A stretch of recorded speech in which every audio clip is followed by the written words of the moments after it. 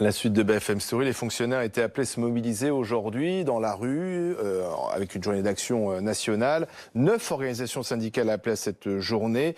5,5 millions d'agents publics étaient censés y participer. On aura les premiers chiffres dans un instant. Les premiers tiens tombent. Plus de 30 000 manifestants ont défilé à Paris contre le projet de loi de réforme de la fonction publique. Ce sont les chiffres de la CGT. On attend bien sûr les chiffres aussi des autorités.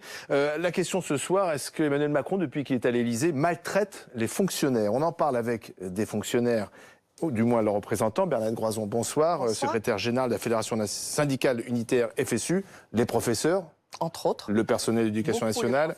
À vos côtés, Gaëlle Martinez, bonsoir, délégué général de Solidaire Fonction Publique. Jean-Marc Daniel est avec nous, bonsoir. L'économiste. Et puis Sandra Motin, députée de La République En Marche de l'Isère. Si je vous comprends bien, Bernadette Groison et Gaëlle Martinez, on ne doit pas embaucher des fonctionnaires comme des contractuels, donc il faut maintenir l'emploi à vie. On ne doit pas payer les fonctionnaires au mérite. On ne doit pas toucher à la retraite. Il faut rien changer en fait. Si, on peut changer beaucoup de choses. Et depuis un an où il y a eu des discussions avec Olivier Dussopt, nous avons mis, la FSU mais d'autres organisations, beaucoup de choses sur la table. Nous, on a dit qu'il faut regarder l'attractivité des métiers. On a du mal à recruter. Regardons pourquoi. Regardons la formation. Regardons la mobilité possible des fonctionnaires. Regardons comment sont pilotés nos services, comment le service public fonctionne sur le territoire. Bref, il y a beaucoup de choses à faire. Vous savez, il y a un grand principe de la fonction publique, c'est l'adaptabilité. Et donc, il y a des choses à faire. Mais ce qu'on ne peut pas faire à un moment où il y a en plus une demande de service public, où d'ailleurs le président lui-même dans ses annonces dit on va mettre plus de fonctionnaires sur le terrain, on ne peut pas discuter au Parlement un projet de loi qui prévoit moins de services publics. Ça pour nous c'est ça qui n'est pas acceptable. C'est du service public. En fait vous défendez un statut, mais finalement un homme, une femme qui est en train de travailler pour le service public, qu'il soit fonctionnaire ou non, ce qui compte c'est le service public. Alors, écoutez, déjà, il faut quand même rappeler que dans la fonction publique, il y a déjà des contractuels. Il y a déjà plus d'1 200 000 contractuels. Donc, on ne peut pas dire qu'aujourd'hui, on ne prend pas de contractuels dans la fonction publique. Ce serait faux. La deuxième chose, c'est que le statut de la fonction publique, contrairement à ce qui est régulièrement avancé, ça n'est pas quelque chose qui permet des privilèges pour les fonctionnaires. Le statut, il est là pour assurer à l'ensemble de la population un égal accès aux services publics sans discrimination, avec une égalité de traitement et qui permet également aux fonctionnaires d'agir sans pression, que ce soit politique ou économique. Le statut, c'est ça, c'est pas uniquement de dire voilà, les fonctionnaires, ils ont un emploi à vie. Bah, c'est quand même un avantage. C'est un avantage, mais qui est là pour protéger la population. Ce n'est pas un avantage qui est donné aux fonctionnaires sans aucune contrepartie. Jean-Marc Daniel, qu'est-ce qui se joue en fait aujourd'hui avec cette journée d'action ? Est-ce qu'on peut vraiment réformer cette fonction publique? Oui, je crois que c'est un des enjeux déterminants du quinquennat parce que derrière la réforme du statut de la fonction publique, il y a aussi la capacité à équilibrer les finances publiques. On est aussi dans une situation où, quand le président de la République annonce qu'il faut supprimer, qu'il va supprimer 120 000 emplois dans la fonction publique, c'est aussi parce qu'il y a un besoin de faire des économies vu l'état du déficit budgétaire. Mais je crois qu'il y a 3 enjeux qui doivent être précisés très clairement. Premièrement, le président de la République, quand il était ministre, avait dit que le statut de la fonction publique est inadéquat. Et donc, je pense qu'il faut aller jusqu'au bout, c'est-à-dire se poser. Il le dit plus, hein. Il le dit plus. Mais il était ministre dans un gouvernement socialiste, donc c'était quand même relativement audacieux, mais c'était aussi une piste sur quelles sont les fonctions qui correspondent véritablement à un enjeu dans lequel il faut qu'il y ait un statut très précis, et quelles sont les fonctions qui peuvent être faites par des agents ayant contractuels. Mais vous avez entendu, le statut, ça protège aussi le fonctionnaire des pressions politiques, économiques. Oui, on peut penser ça pour le magistrat, pour le policier. Voilà. Les pays qui ont supprimé le statut de la fonction publique, comme la Suède ou la Suisse, effectivement protègent la diplomatie, la justice, mais l'enjeu politique et la pression politique sur le professeur de mathématiques me paraît pas extrêmement... Et ça changerait quoi si on supprimait le statut? Mais ça changerait le fait que, je prends l'exemple de professeur de mathématiques, à l'heure actuelle, l'éducation nationale n'arrive pas à recruter des professeurs de mathématiques. Pourquoi? Parce que vous avez un carcan de statut qui fait qu'ils doivent avoir une certaine rémunération, un certain type de carrière. La conséquence, c'est que on fait appel, on bricole autour d'effectivement de contractuels, d'heures supplémentaires. On n'organise pas véritablement le service public. La deuxième chose que que je voudrais dire, c'est que il y a une stratégie qui a été de maintenir systématiquement un niveau élevé d'emploi. On a 5 400 000 fonctionnaires, avec comme conséquence qu'on a gelé le point fonction publique. Et donc il y a une stratégie de paupérisation de la fonction publique, il faut être clair. Encore une fois, si on ne trouve pas de professeurs de mathématiques... C'est parce qu'ils ne sont pas très bien payés. Ils ne sont pas assez payés, tout le monde le dit. Nos enseignants ne sont pas assez payés par rapport aux enseignants. Donc en fait, c'est un système qui accumule tous les effets négatifs parce qu'on ne bouge rien. Voilà, on ne bouge rien. Et alors, madame la députée, c'est un peu... On a la paupérisation, l'irréversibilité, la rigidité et pas le service. Madame la députée, alors c'est vrai que Emmanuel Macron a un peu mis de côté ses ambitions. Il voulait changer le statut de la fonction publique. Et finalement, on ne le fait pas. En revanche, à côté, on embauche des contractuels, ce qui fait qu'on crée d'ailleurs un système à double vitesse qui est un peu incompréhensible. Comme le disait Madame Martinez, il y a déjà environ 20% de contractuels dans les fonctions publiques. Et je ne crois pas que ceci ait enlevé quoi que ce soit à la qualité du service public. Ça, c'est la première chose. Il y a quand même deux types de fonctionnaires aujourd'hui. Oui, mais si on prend par exemple l'exemple de la Poste, qu'on a bien connu, qui est passé justement de ce statut de fonction publique à celui de privé. À la Poste, il y a des gens qui ont cohabité avec les deux statuts pendant plusieurs années. Ça n'a jamais empêché que d'abord, c'est l'un des services publics préférés et le plus reconnu des Français, et que ça a toujours bien marché. On a toujours notre. Pourquoi vous n'attaquez pas directement au problème? Alors, l'objectif du texte, très clairement, il n'est pas de faire la révolution dans le statut de la fonction publique. Par contre, il est de permettre d'avoir un management beaucoup plus de proximité. Ça, je pense que c'est important, parce que la souplesse qui nous manque quelque part par le statut, on peut l'avoir par une meilleure gestion des carrières. Et puis, je tiens quand même à dire, vous avez parlé d'attractivité, je suis complètement d'accord avec vous. On a aujourd'hui un vrai problème d'attractivité. Et on l'aura aussi bien avec les contractuels qu'avec les agents sous statut. Et il y a une négociation qui vient de s'ouvrir avec le ministre sur l'attractivité. Oui, il y a déjà une première réunion vous n'êtes pas au courant, qui a eu lieu. Moi, je le suis très près parce qu'effectivement, c'était une grande demande. Mais au-delà de ça, je crois que ce qui est important, c'est qu'effectivement, il faut qu'on retrouve de l'attractivité, de la souplesse et du sens. Et je crois qu'effectivement, c'est ça qui manque aujourd'hui. C'est d'ailleurs ce que vous dites. Si on a un problème dans la fonction publique et on en a un, par exemple, dans l'éducation nationale où on n'arrive pas à remplir certains concours, allons à la source. Et pourquoi est-ce qu'on n'arrive pas à recruter sur certains concours? C'est parce qu'effectivement, tout le monde le sait, par exemple, les enseignants ne sont pas suffisamment payés, les moins bien payés des pays de l'OCDE. Même Jean-Paul Delevoye dit, si on fait la réforme des retraites, on va avoir un problème s'il y a des fonctionnaires qui vont décrocher, notamment les enseignants. Donc on a un problème de salaire, on a un problème de formation. Et contrairement à ce que vous dites, les contractuels n'ont pas forcément les mêmes droits que les titulaires. Et par exemple, en termes de formation, il leur manque. Ils n'y ont pas accès. Donc nous, ce qu'on avait mis sur la table... Un prof contractuel n'est pas formé? Il n'a pas forcément toujours accès aux mêmes droits qu'un titulaire. Donc soit on s'attaque effectivement à ce qui, dans la fonction publique aujourd'hui, fait que nous ne pouvons pas suffisamment assurer bien les services et évoluer suffisamment. Et nous, ça, nous sommes prêts, organisation syndicale, à le regarder. Mais juste quand même sur les contractuels, au-delà du fait que quand même c'est de la précarité pour les personnels. On est bien d'accord que pour tous les salariés dans le privé comme dans le public, être contractuel, c'est une forme de précarité. Enfin, le salarié du privé, le salarié du privé ne se voit pas forcément comme un précaire. Je termine, j'explique pourquoi, en tout cas dans la fonction publique. Vous avez un contrat pour 6 mois, 1 an, 3 ans. Ensuite, vous ne savez pas si vous retrouvez du travail. On peut se dire que ce n'est pas une forme de précarité. Il existe aussi des CDI dans la fonction publique. Mais quand même, c'est une forme d'instabilité professionnelle et personnelle. Et deuxièmement, par rapport à la fonction publique, ça veut dire qu'un contrat qui se termine, on ne sait pas si le service va se continuer à la fin de ce contrat.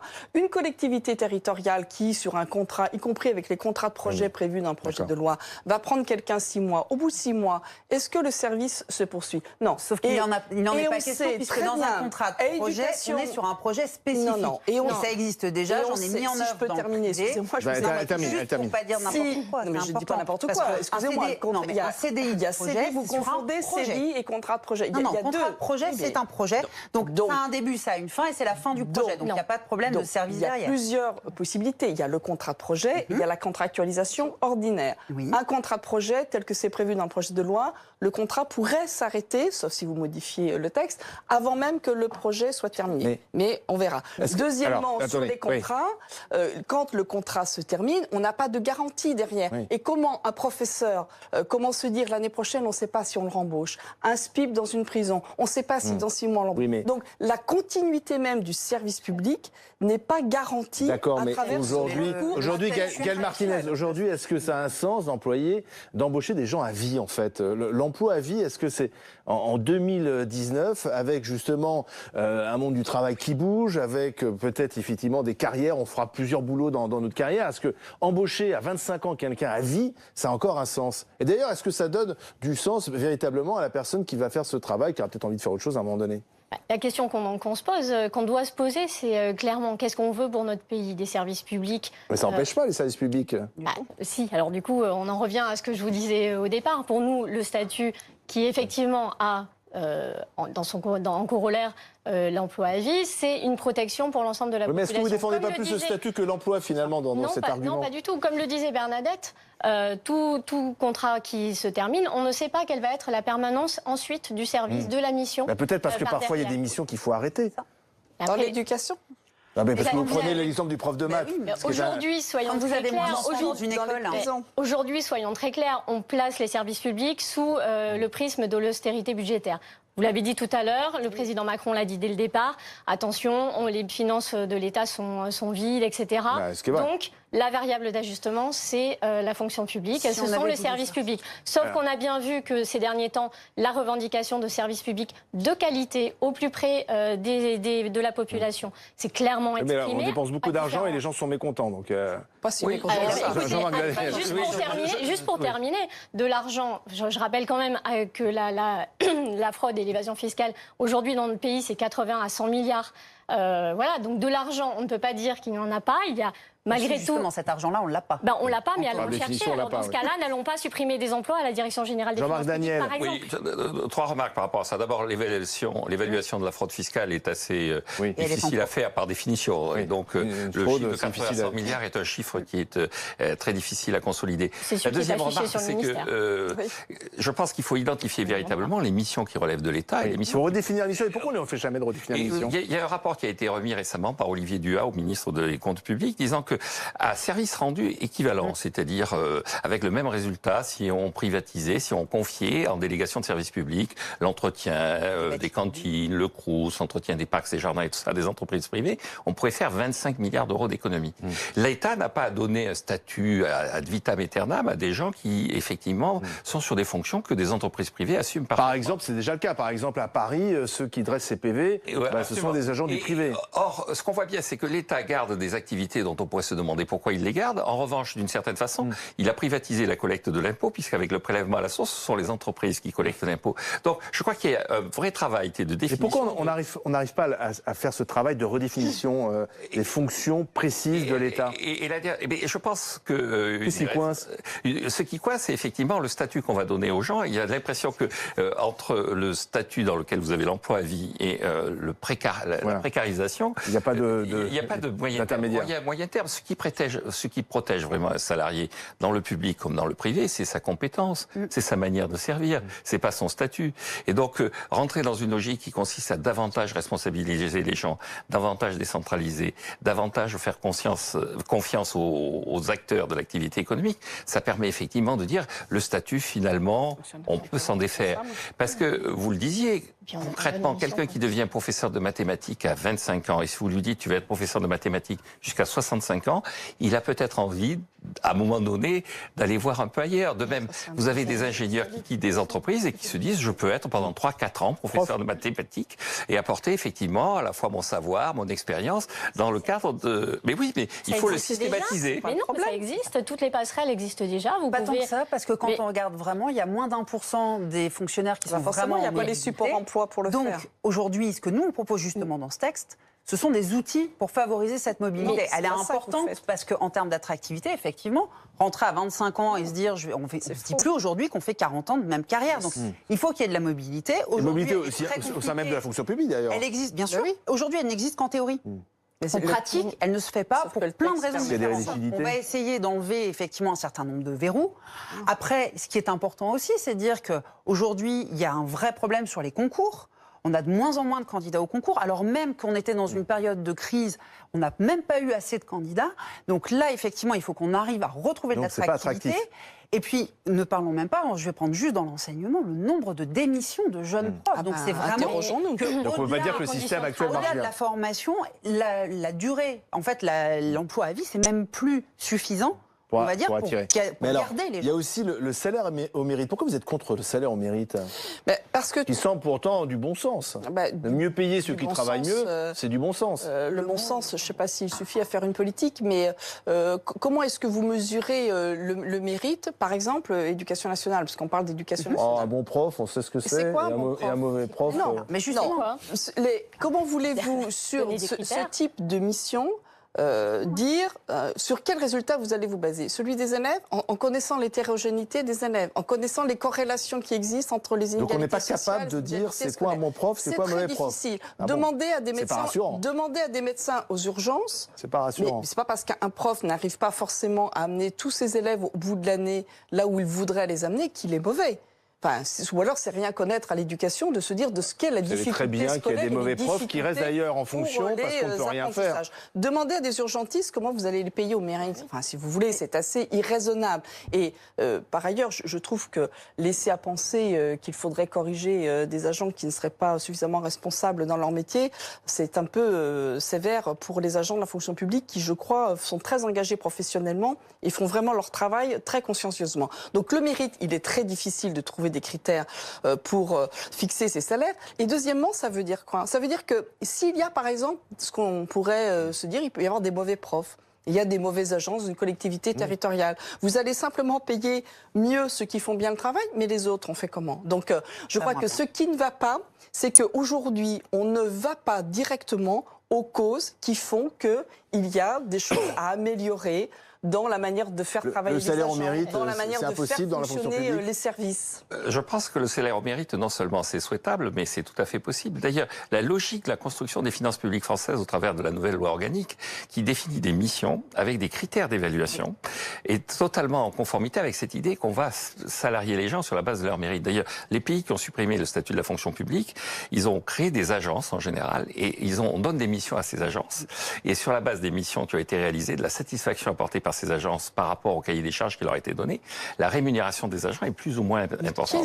Et donc, il y a une espèce de sollicitation de la dynamique des agents qui est en conformité avec ce qu'attendent les agents. Les agents ont envie qui réagissent de façon extrêmement efficace à l'attente de la population. Au-delà de la position exposée par Bernadette, que je partage totalement sur comment rémunérer un fonctionnaire au mérite, quels critères... Vous savez, dans le privé, ça se fait. Ça n'est pas pareil. La fonction publique n'est pas une entreprise. Dans la LOLF, il y a des indicateurs d'évaluation dans la loi de Il y a déjà des finances. évaluations dans la fonction publique. Oui, mais donc systématiquement, Bon, bah alors, donc c'est possible. des indicateurs et annexant une partie de la rémunération. Il y a bien des évaluations des profs déjà. Il y a des évaluations donc c'est possible pour les agents. Puisqu'on les évalue. Au-delà de la que le salaire au position, c'est pas pareil, voilà, Mais effectivement, Bernadette. Mais au-delà de cette position, vous dites il faut pouvoir rémunérer les meilleurs. Et vraiment, je partage la position de Bernadette. Mais de toute façon, on est dans un cadre contraint, donc vous savez pertinemment que la question, ça sera de prendre à certains pour donner à d'autres. Mais que de toute façon, si vous avez dans un service 100% d'agents ou 100% de profs dans une école ou dans un service qui font bien leur travail, vous ne pourrez pas les rémunérer puisque de toute façon l'enveloppe est contrainte. Mais bien sûr que vous le savez puisque on nous explique systématiquement, et Olivier Dussopt l'a fait, que de toute façon il n'y a pas suffisamment d'argent et on est à budget contraint. Donc à partir de là... Et pourtant dans le texte de loi il y a déjà quelque chose justement sur cette rémunération au mérite. D'ailleurs, vous irez jusqu'au bout de la réforme de la fonction publique? J'irais même bien un peu plus loin si c'était que moi. Ah, d'accord, ben c'est dit. Merci à tous les quatre.